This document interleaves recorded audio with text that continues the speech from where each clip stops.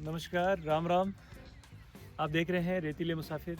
मैं आपके साथ आपका अपना उमेश सिंह चौधरी। पिछले 2 दिनों से एक नया ही मुद्दा बहस का विषय बना हुआ है, चर्चाओं का विषय बना हुआ है। राजनीतिक गलियारों में उस चर्चा के अलग-अलग लोग परिणाम निकाल रहे हैं।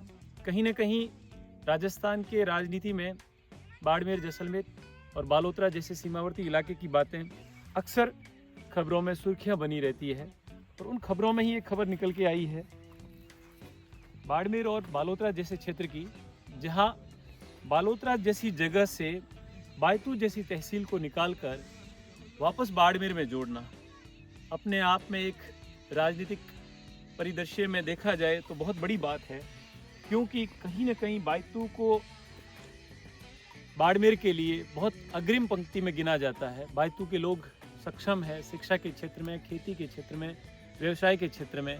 तो ऐसी जगह को एक बार बालोतरा में डालना और फिर दोबारा बाड़मेर में डालना, कहीं ना कहीं राजनीतिक जो प्रतिशोध है वो नज़र आता है। सत्ता के गलियारों में देखा जाता है कि जिसकी सत्ता में चलती है उसी की पैठ है। क्या बाड़मेर, बालोतरा जैसे सीमावर्ती जिलों से जाटों की राजनीति को खत्म करने का सत्ता का कोई इरादा है? क्या जाट नेताओं की राजनीति को खत्म करने की कोई सरकार की मंशा है? सत्ता में बने हुए नेता, राजनेता, जनप्रतिनिधि क्या चाहते हैं बाड़मेर में कि जाटों की राजनीति खत्म हो जाए या जाट वर्चस्व खत्म हो जाए? कहीं ना कहीं सत्ता में बने हुए नेताओं की मंशा भविष्य को लेकर उजागर हो रही है, क्योंकि उन्हें अपना भविष्य नजर आ रहा है कि अगली बार सत्ता किस और करवट लेगी वो समझ से परे है। भविष्य के गर्त में कई सारे सवाल हैं, जिन सवालों के उत्तर ढूंढना हर आदमी के वश में तो नहीं है, क्योंकि राजनीति इतनी पेचीदा है कि उसको समझ पाना बड़ा ही मुश्किल है। पर्दे के पीछे पावर सेंटर में कौन है, कौन नहीं है, ये समझ पाना बहुत मुश्किल काम है, क्योंकि सत्ता के गलियारों में अक्सर ये सुनाया जाता है कि जिसकी चलती है उसकी बजती है। अब इस वक्त किसकी चल रही है, किसकी बज रही है, ये कई सारे सवाल पैदा कर रहा है। बालोतरा से बाड़मेर की दूरी लगभग 100 किलोमीटर और बालोतरा और बाड़मेर के बीच में बायतू जैसा उपखंड, जो बायतू बाड़मेर से भी 50 किलोमीटर और बालोतरा से भी 50 किलोमीटर, यानी बालोतरा और बाड़मेर के मिड में बायतू, जिसे पूर्व में बालोतरा जिले में शामिल किया गया, लेकिन फिलहाल राजनीतिक आकाओं ने उसे फिर से बाड़मेर के धरातल पर ला पटका। ठीक उसी तरह गुड़ामालानी विधानसभा क्षेत्र या उपखंड कहें, जो कि बाड़मेर जिले के अंदर था, लेकिन वर्तमान में सत्ताधीशों ने उसे बालोतरा जिले में शामिल करने की कोशिश की। साथ ही साथ बाड़मेर से गुड़ामालानी की दूरी 60 से 65 किलोमीटर है और वही गुड़ामालानी जिसकी दूरी बालोतरा से बढ़कर अधिक हो गई।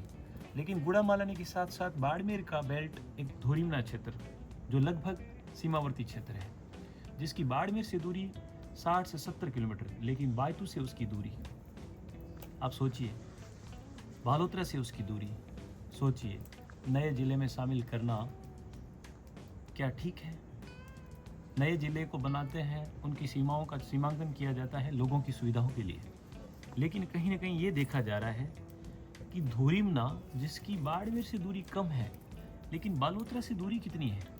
आप सोचिए कितनी लंबी दूरी है। धोरीमना का व्यक्ति बालोतरा जिला मुख्यालय पर जाएगा तो पहले वो बाड़मेर आएगा, फिर वो बायतू आएगा और फिर बालोतरा जाएगा। क्या ये उचित है? कम से कम सत्ताधीशों को इसके बारे में सोचना चाहिए। वो अपने भविष्य के गर्त में छिपी राजनीतिक रोटियों को सेकने से कम आखिरी छोर पे बैठे उस व्यक्ति के बारे में सोचते हैं, जो ठेठ ढाणी में बैठा है। उसके पास चढ़ने के लिए खुद की गाड़ी नहीं है। नेताओं के पास बड़ी बड़ी लग्जरी गाड़ियाँ हैं, लेकिन आम आदमी के पास क्या है? बस, लेकिन वो भी सीमित है। तो मैं आप सबसे ये कहना चाह रहा हूँ कि बायतू के लोगों ने क्या बिगाड़ा है सत्ताधीशों का? धोरीमना के लोगों ने क्या बिगाड़ा है सत्ता का? गुड़ामालानी के लोगों ने क्या बिगाड़ा है सत्ता का?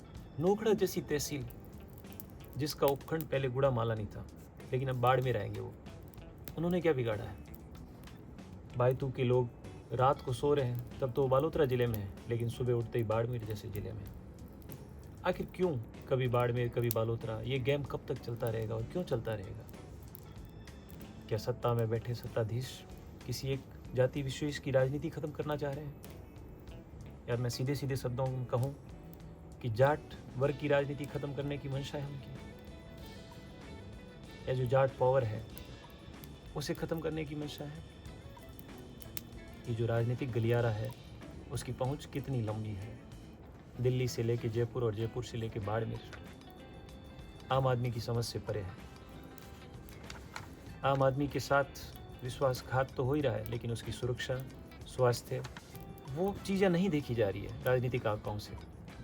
कि दोरिमना का व्यक्ति अगर जिला मुख्यालय के हॉस्पिटल पे जाना चाहे तो वो बाड़मेर आना चाहेगा, ना कि बालोतरा जाना चाहेगा, क्योंकि बालोतरा की दूरी अधिक है। सबसे बड़ा इशू जो है आज के समय में वो है व्यवसाय का, उद्योग का। उस उद्योग में सबसे बड़ी चीज़ है बाड़मेर बालोतरा की रिफाइनरी, जो भारत को 25% क्रूड ऑयल दे रही है। क्या सभी राजनीतिक आकाओं का ध्यान उस रिफाइनरी की ओर है, जिसका भविष्य में अभी भारत के माननीय प्रधानमंत्री उद्घाटन करने वाले हैं? क्या दोरिमना के व्यक्तियों को रोजगार रिफाइनरी में देने की मंशा से ऐसा किया गया? मुझे तो नहीं समझ में आता ये चीज़। अगर रोजगार ही देना होता तो क्या दोरिमने में रोजगार उपलब्ध नहीं करवाए जा सकते थे? गुड़ामालानी में नहीं करवाए जा सकते थे? सांचौर जिसे डिस्ट्रिक्ट बनाया गया उसे बाद में हटा दिया गया, लेकिन अभी फिर से वापस दोरिमना, गुड़ामालानी, सेंदरी और बालोतरा, यानी कहीं ना कहीं अगले परिसमन को देखते हुए एक नया विधानसभा क्षेत्र, एक नया लोकसभा क्षेत्र, या फिर जाटों की राजनीति खत्म करना, क्या है इस राजनीति की मंशा? कई सारे सवाल हैं जिनके जवाब ढूंढने पर भी नहीं मिल रहे हैं। बैक डेट से एक कागज़ निकलता है जो सोशल मीडिया में सुर्खियां बन जाता है। सोशल मीडिया के हर प्लेटफॉर्म पे 31 तारीख 12वां महीना 2025, जिसका कागज़ 2 जनवरी 2026 को आता है। आखिर ऐसा क्यों? जब देश की सीमाएं सीज हो चुकी है, भारत की जनसंख्या की जनगणना की तैयारियां चल रही है, उसके बीच भारत के सीमावर्ती जिले बाड़मेर, बालोतरा के साथ ऐसा खिलवाड़ क्यों? यहाँ के लोगों ने क्या बिगाड़ा है? कभी सत्ता में रहने वाली पार्टियां ये करती है, कभी विपक्ष में रहने वाले नेता ये करते हैं। आखिर ऐसा क्यों? तो मैं आपका रेतीला मुसाफिर, रेतीले मुसाफिर के साथ, रेत के धोरों से, इस नई फिजा के साथ, राजनीतिक गर्मराहट के साथ आपसे लूँगा विदा। कई सारे सवाल जो आपके मन मस्तिष्क पटल पर इस समय तैर रहे हैं, जिनके जवाब शायद रेत की धोरे या शायद रेत की सर्द हवा नहीं दे पा रही है। अगले एपिसोड में मैं आपके साथ में इन्हीं मुद्दों के साथ, इन्हीं राजनीतिक चर्चाओं के साथ फिर जुड़ूंगा। तब तक आप रेतीले मुसाफिर के साथ बने रहिए। धन्यवाद।